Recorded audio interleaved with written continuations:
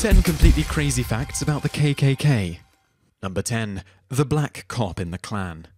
In 1979, undercover police officer Ron Stallworth spotted an interesting ad in his local newspaper. The KKK was moving into his town of Colorado Springs and was looking for new recruits. Stallworth decided to call them up and see if he could infiltrate the group. Of course, there was one little issue that made things a bit difficult. Stallworth was black. Not a guy to let details get in the way, Stallworth phoned up the Klan and told them he was a white man tired of being harassed by minorities. He even mentioned how angry he was that his sister dated an African-American, not the term he used. His act worked. The Klan was only too happy to welcome Stallworth into the fold after an initial meeting. Thinking on his feet, Stallworth sent a white narcotics officer in his place. He gave his buddy several forms of non-photo ID to prove he was actually Stallworth, and a few hours later, the guy came back with an application form. Over the next year, Stallworth's partner attended meetings while the undercover agent chatted with Klansmen over the phone. He even called up and talked to Grand Wizard David Duke on several occasions. During one conversation, Duke said he could identify black people by the way they talked, something that must have made Stallworth chuckle. Eventually, Stallworth learned quite a bit about the Klan's activities and prevented any cross-burnings from occurring in Colorado Springs. Stallworth was so proud of his work that he framed his KKK membership card and hung it in his office until his well-deserved retirement. Number 9. The KKK hates the Westboro Baptist Church. Nobody likes the Westboro Baptist Church, WBC, not even the KKK. While you'd think that these two hate groups would get along, especially with their similar views on homosexuals, Jews, and Christianity, they actually have quite a few differences, especially in regards to America's military. On Memorial Day 2011, 3 members of the WBC showed up at Arlington Cemetery with their usual assortment of "You're going to hell" and "Thank God for Dead Soldiers" signs. However, just a few feet away were 10 members of the Knights of the Southern Cross, a Virginia branch of everybody's favorite racist organization. The KKK had shown up specifically to counter-protest the Westboro Bunch, and they spent the day handing out American flags. While everything seemed relatively peaceful, for a WBC KKK protest that is, things might have gotten nasty if police officers weren't on the scene. When reporters asked the Klansmen if they were armed, they refused to answer. As to the WBC, they weren't particularly upset by the Klan's arrival. Abigail Phelps, daughter of the late Fred, declared the KKK had no moral authority, claiming the Bible doesn't support their racist views. Imperial Wizard Dennis LeBront shot back, saying it was the soldiers who fought for Westboro's rights to protest. So, who won this ultimate smackdown of evil? Well, at the end of the day, both groups are still terrible, so we'll say they both lost. Number 8. The literary origins of crossburning. Other than their ghostly hoods, the image most associated with the KKK is that of a fiery cross. The Klan claims this eerie act symbolizes their Christian beliefs, and in a bizarre PR move, they've redubbed this ritual a cross lighting. Of course, we all know the reason behind their little bonfires. Like Justice Clarence Thomas once said, cross-burnings represent the Klan's reign of terror against African Americans across the US. But how did this crazy custom get started? Well, literary fans, we're sorry to say that Scottish writer Sir Walter Scott unintentionally played a pivotal role in terrifying thousands of black people throughout the 20th century. The Ivanhoe author was extremely popular in the American South, probably because the southern states were populated with people of a Scottish-Irish origin. They were particularly fond of his 1810 poem, The Lady of the Lake, which referenced an ancient Scottish custom of burning a cross to call a meeting of all the clans, although the Scottish cross was the shape of an X, not the Roman one we associate with Jesus. Scott's vivid imagery captured the imagination of novelist Thomas Dixon. Not only was he a fan of Scottish poetry, Dixon was also a supporter of the KKK.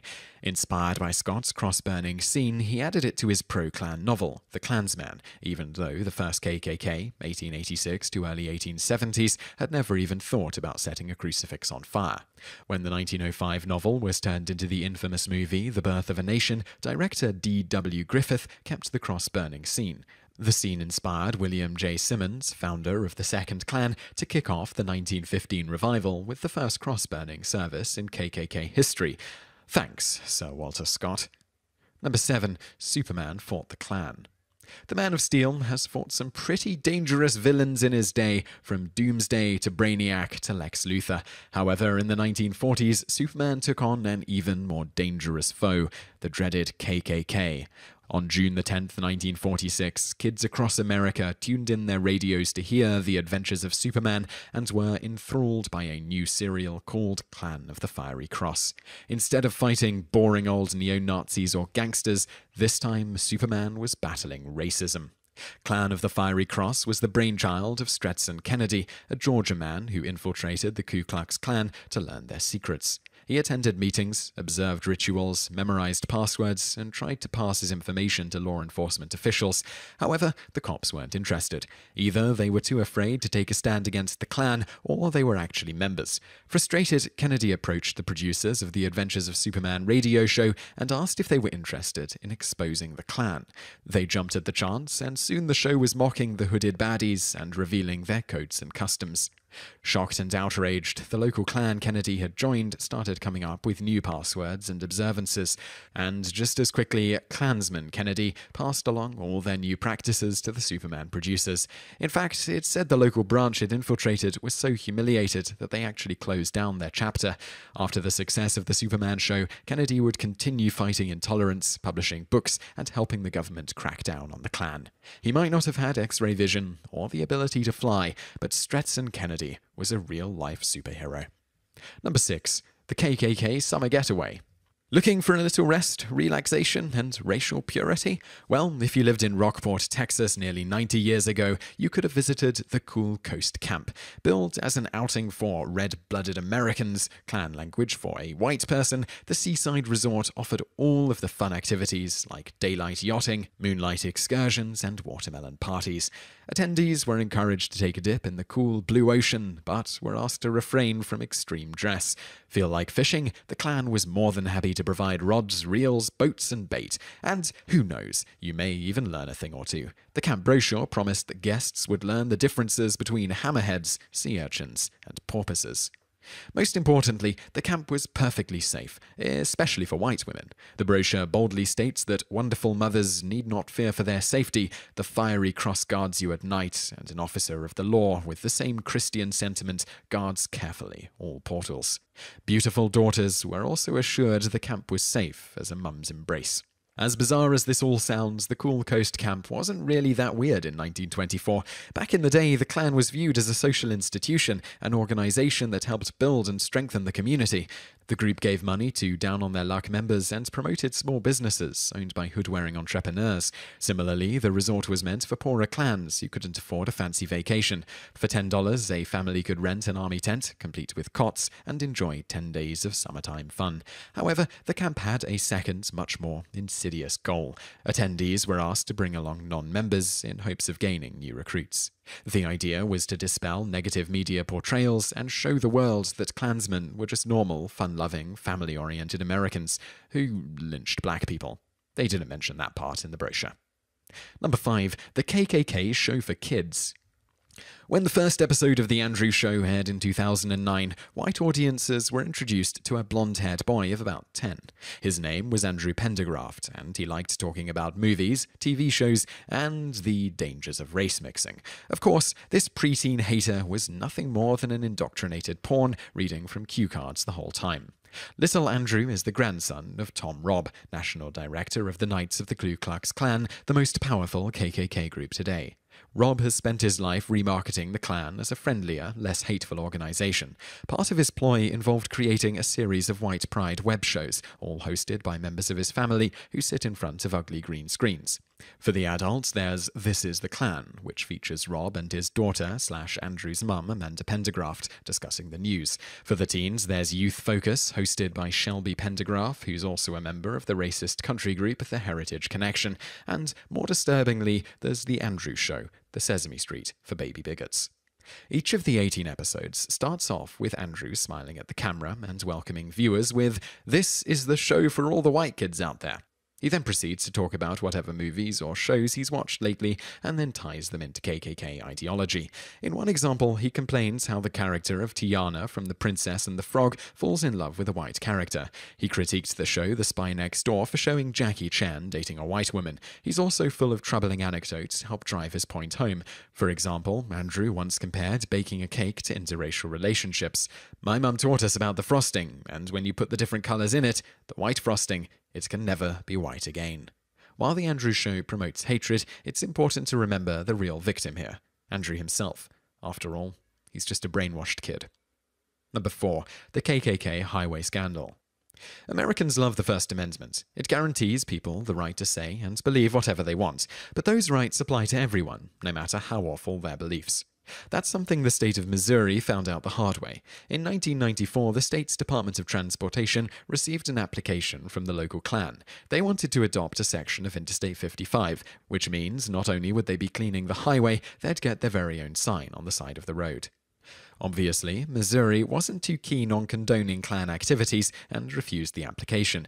Furious, the Klan took the Department of Transportation to court and won. The judge decided the KKK had every right to adopt a stretch of highway, a ruling the Eighth Circuit Court of Appeals affirmed in March 2000. While they were legally defeated, Missouri had one last surprise for the Klan. Shortly after the ruling, the state Congress renamed the section adopted by the Klan Rosa Parks Highway, after the famous civil rights activist.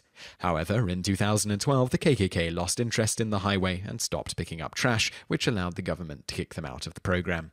History has a tendency to repeat itself, though, and that same year, the International Keystone Knights of the KKK asked to adopt part of Georgia State Route 515. Despite their claims, they just wanted to keep the road beautiful. The government turned them down, knowing full well the adoption was really a PR move. Of course, if the events in Missouri are any sign, Georgia will probably lose their battle too. In a society that treasures free speech and freedom of belief, those liberties belong to everyone, even the bad guys. Number 3. The KKK store that's owned by a black pastor. Lawrence, South Carolina has a sad history when it comes to racism. The town is named after an 18th century slave trader and, like many southern cities, was plagued by segregation and civil injustice. As an example of its tragic past, look no further than the Echo Theater.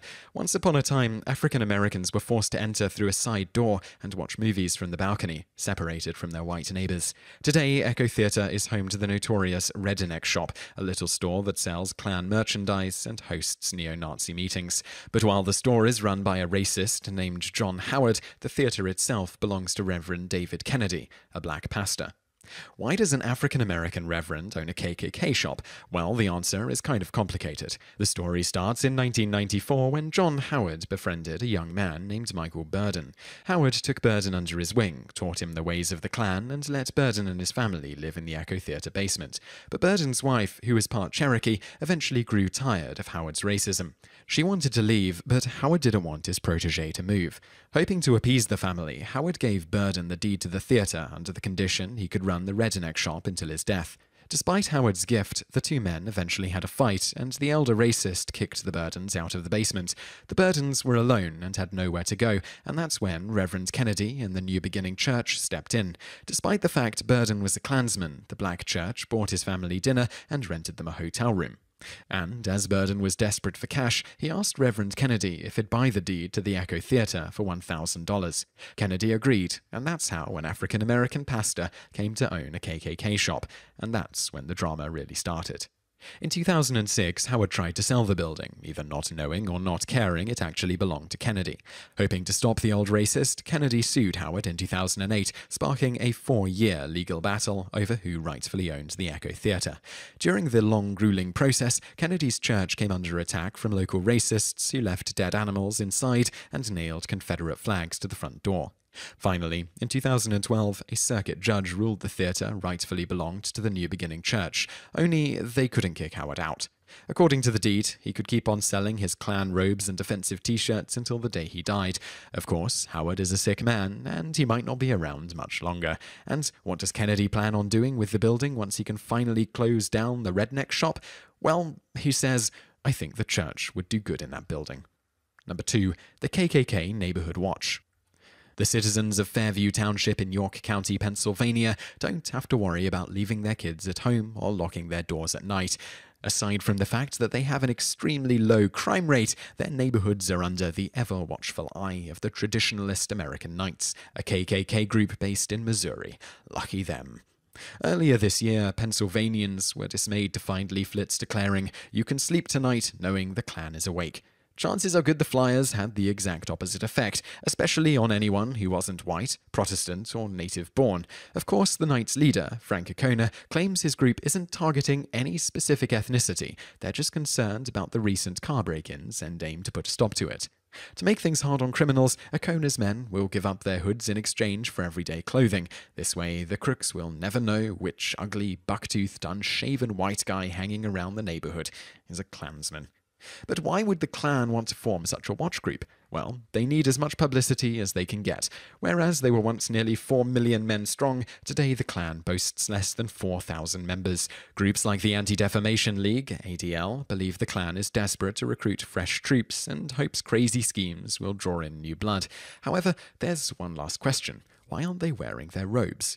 According to the ADL, it's because they're not really patrolling the streets. As the Pennsylvania chapter of the traditionalist American Knights probably has less than 50 members, they don't have enough men to actually watch out for crooks. And that's just fine with the folks of Fairview Township.